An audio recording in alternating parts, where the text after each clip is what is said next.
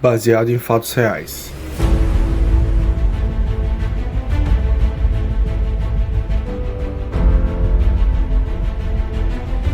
Bem-vindo à série True Crime Brasil, onde mergulhamos nos segredos sombrios e mistérios intrigantes por trás dos crimes reais que abalaram o país. Exploramos os casos mais perturbadores e intrigantes da história criminal brasileira. Prepare-se para uma jornada arrepiante pela mente humana e descubra a verdade por trás dos crimes mais sombrios.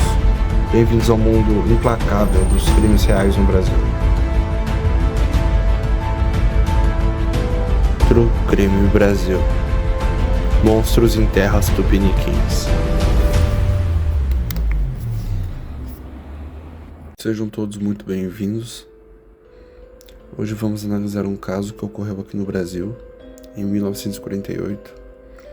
Foi um caso que ficou conhecido como o Crime do Poço. Então, tudo começou no dia 5 de novembro, dia em que o Paulo Ferreira de Camargo disse aos seus vizinhos e amigos que iria fazer uma viagem ao Paraná com a sua mãe e as suas duas irmãs, a dona Benedita Ferreira de Camargo, de 56 anos, e a Maria Antonieta, de 23, e então sua irmã mais nova, com 19. Passado alguns dias, ele mandou notícias avisando que teriam sofrido um acidente e as 3 integrantes da família teriam vindo a falecer. E então, diante dos fatos, sem ter tido um enterro e sem ter tido nenhuma comunicação prévia das outras integrantes da família sobre a viagem, os amigos e vizinhos começaram a desconfiar das alegações do Paulo. A polícia também já tinha algumas suspeitas. Como ele era químico e trabalhava como professor assistente do Dr. Hoffman da USP, a polícia foi fazer uma varredura na universidade e descobriu que Paulo havia começado a agir estranho na faculdade, fazendo algumas perguntas um tanto quanto curiosas. Ele chegou até a pedir ao Dr. Hoffman qual seria o melhor agente químico para corroer um cadáver.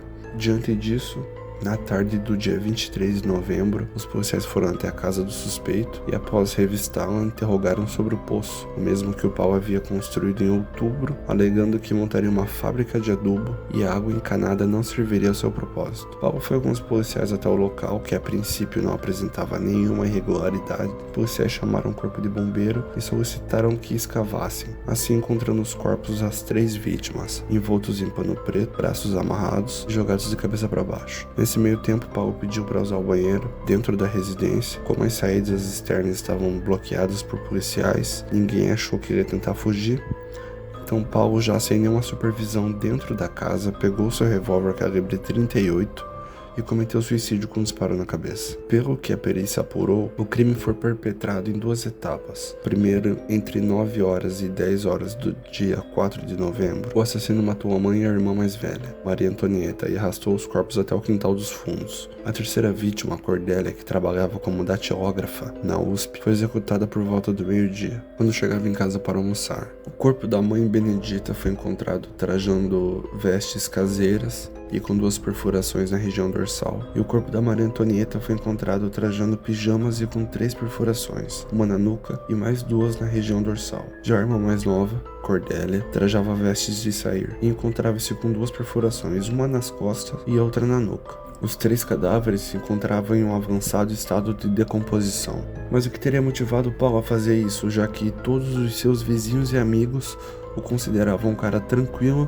e querido por todos? Bom, o motivo ao certo nunca foi descoberto, mas durante as investigações levantaram algumas hipóteses, como a de que Paulo namorava a Isaltina dos Amaros, de 23 anos, que trabalhava como assistente de enfermagem e que não era mais virgem, fato então que a família não aprovava. Inclusive, após o crime, o Paulo teria levado Isaltina para passar a noite em sua casa. E a outra hipótese era de que teria matado a mãe e as irmãs por estarem gravemente doentes e não teria como prover os cuidados necessários para o tratamento. Segundo as notícias da época, a irmã de Paulo, Maria Antonieta, sofria de epilepsia e era paralítica. A irmã mais nova, Cordélia, seria esquizofrênica e a sua mãe estaria com câncer na perna. Um dos bombeiros que participou do resgate dos corpos morreu de infecção cadavérica ao manusear os cadáveres sem proteção de luvas. Bom, pessoal, o vídeo fica por aqui.